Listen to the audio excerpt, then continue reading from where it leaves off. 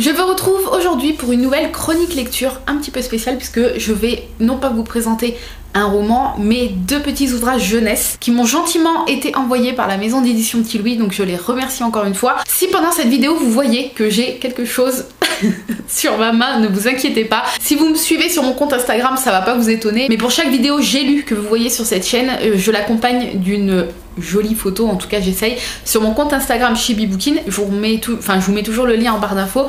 Et du coup là je me suis amusée à vous allez pas voir, voilà, à faire l'ombre de Sherlock Holmes sur ma main.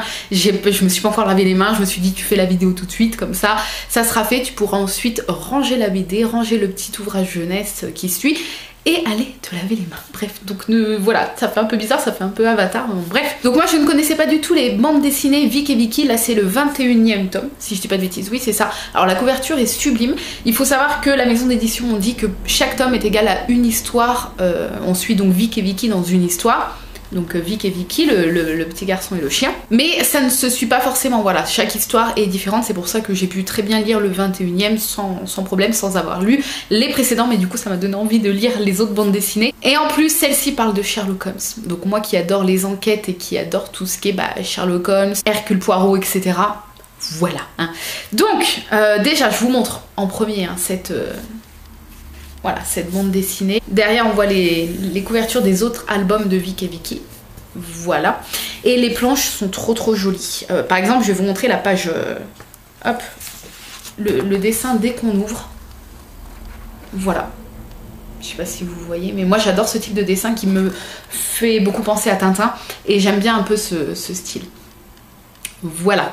Je vous ai même pas dit l'auteur et le dessinateur, donc c'est Jérôme Louis et Bruno Bertin. Donc voilà, franchement je la trouve magnifique, c'est ce qui m'a fait un peu craquer aussi, la couverture est trop belle. Alors dans cette aventure, on retrouve donc à la rentrée des classes Vic et Vicky qui font la connaissance d'Irène, je crois que c'est une nouvelle dans l'école. Et elle est passionnée par tout ce qui est histoire d'enquête, Sherlock Holmes, etc. Et du coup, ils vont faire connaissance et elle va leur dire pourquoi vous venez pas jouer chez moi à un jeu d'enquête sur Sherlock Holmes, on pourrait bien s'amuser, passer une bonne soirée, bien rigoler et voilà. Ils vont donc se rendre à cette soirée et il va se passer quelque chose d'étrange. Et tout ça va les mener en Suisse à la grande fête annuelle scout où ils vont pouvoir visiter le château d'Arthur Conan Doyle et visiter tous les coins en hommage à Sherlock Holmes et à Conan Doyle. Je ne savais pas du tout, je pense que ça existe vraiment, tout ça bien évidemment, le musée, etc. Je ne savais pas du tout parce que moi, il faut savoir que je ne suis jamais sortie de ma petite France, malheureusement, moi qui rêve de voyager, c'est pour ça que j'adore autant lire, parce que comme je le dis souvent, j'ai pas les moyens de voyager, mais j'ai les moyens de m'acheter des livres et c'est presque pareil, donc c'est un petit peu mon petit dicton. Mais voilà, je pense que vraiment il y a tout ça, hein, le château, etc. Bah oui, c'est même sûr parce que je crois qu'en plus, je vous dis, non mais je suis vraiment à l'ouest puisque tout ça nous est précisé à la fin, si je dis pas de bêtises. Le château, oui, le château de Lucens, voilà, je ne sais pas si on dit bien comme ça, le musée de Sherlock Holmes à Lucens, enfin en Suisse quoi. Donc... bien sûr, ça m'a donné trop envie. Voilà, à la fin, on nous fait des petits rappels sur qui est Sir Arthur Conan Doyle, Sherlock Holmes, etc. Donc, et puis les lieux qui sont cités, enfin qui sont, oui, qu'on voit dans cette bande dessinée. Du coup, ça m'a donné trop envie d'y aller. Voilà, déjà qu'à la base, j'ai trop envie d'aller en Suisse, mais je ne savais pas, ignorante que je suis, qu'il y avait tout ça en Suisse. Donc j'ai trop hâte. Et voilà, ils vont faire des découvertes sur découvertes et il va y avoir une révélation à la fin concernant Irène et j'ai adoré cette bande dessinée. J'aurais trop aimé en fait. Je sais que c'est un peu le but des bandes dessinées, c'est pour ça que même si j'adore les BD, je suis plus roman parce que j'aurais aimé que tout soit plus détaillé et que ça dure encore plus longtemps. Parce que j'ai adoré être dans l'univers, d'essayer d'enquêter un petit peu avec eux. Voilà, j'ai adoré, j'adore les couleurs, elles sont super jolies. Je vais essayer de vous montrer encore une ou deux pages sans spoiler, mais... alors, attendez. Hop.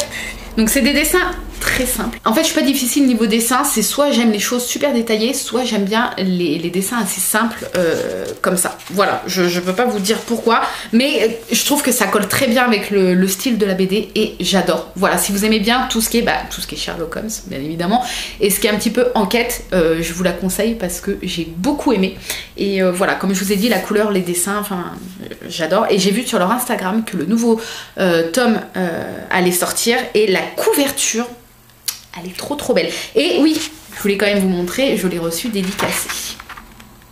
Oui, trop trop belle. Donc encore merci à la maison d'édition parce que ça a été une belle découverte et j'ai envie de lire les autres albums de Vic et Vicky. N'hésitez pas à me dire si vous connaissez, moi je ne connaissais pas du tout. Et j'ai été très agréablement surprise. Ensuite, le second petit ouvrage envoyé par la maison d'édition, c'est Lutin urbain, le tome 1. Donc c'est moi qui l'ai choisi. Je voulais commencer par le tome 1, bien évidemment. Donc c'est un jeunesse très jeunesse. Hein. Je vais vous montrer. Voilà, vous voyez, c'est écrit très gros et ça fait 100 et quelques pages. Je me suis poilée en lisant ce petit ouvrage.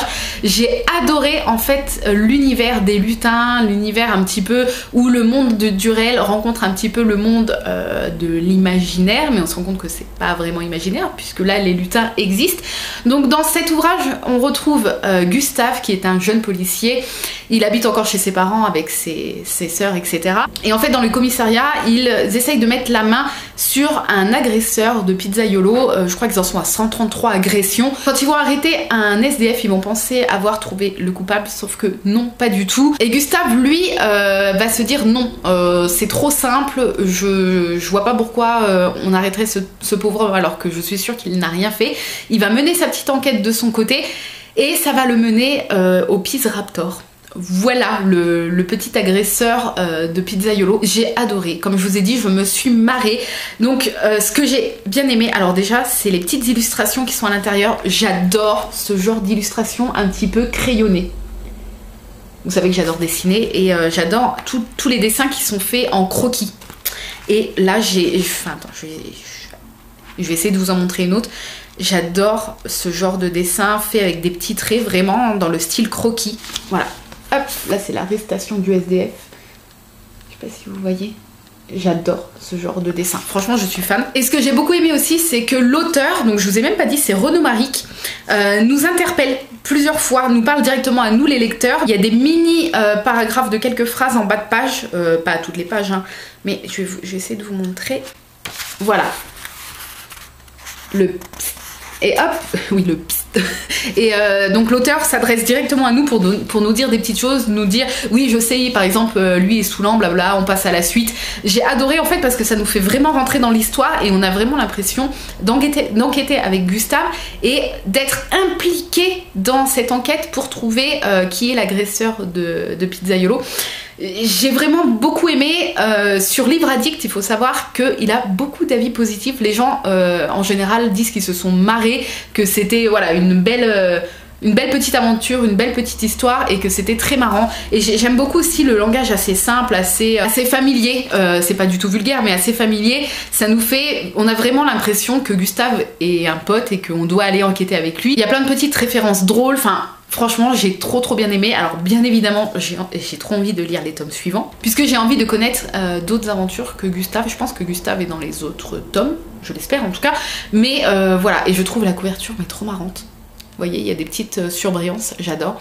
Et voilà, ça se lit super bien. Et je pense qu'aux enfants, puisque à la base ça leur est quand même destiné, hein, ça peut mais grave leur plaire parce que voilà, ils vont adorer mener la petite enquête et faire la rencontre des lutins, etc. Enfin voilà, c'est un peu une histoire qui mélange, comme je vous ai dit, le réel et l'imaginaire sous un fond drôle. Et c'était mais trop bien. Voilà, j'ai passé un super moment. Je l'ai lu très rapidement, voilà, je vais pas vous le cacher, je l'ai peut-être lu en 40-45 minutes, voilà, en prenant mon temps, mais c'était trop bien et j'avais encore envie de rester dans l'univers de l'enquête de Gustave avec les lutins, enfin voilà, c'était trop bien. Et donc forcément je vous le conseille, et puis si vous avez des enfants, je pense que ça peut beaucoup leur plaire aussi. Donc voilà, c'était la jolie découverte. Je remercie encore la maison d'édition de m'avoir permis de découvrir ces deux ouvrages. N'hésitez pas à me dire si vous connaissez l'un ou l'autre. Je serais ravie d'échanger avec vous à ce sujet. Je vous mets toutes les informations concernant la maison d'édition, etc. en barre d'infos. Et puis voilà, quant à moi, je vous laisse ici. Je vous souhaite de bonnes lectures et je vous dis à très vite. Bye bye.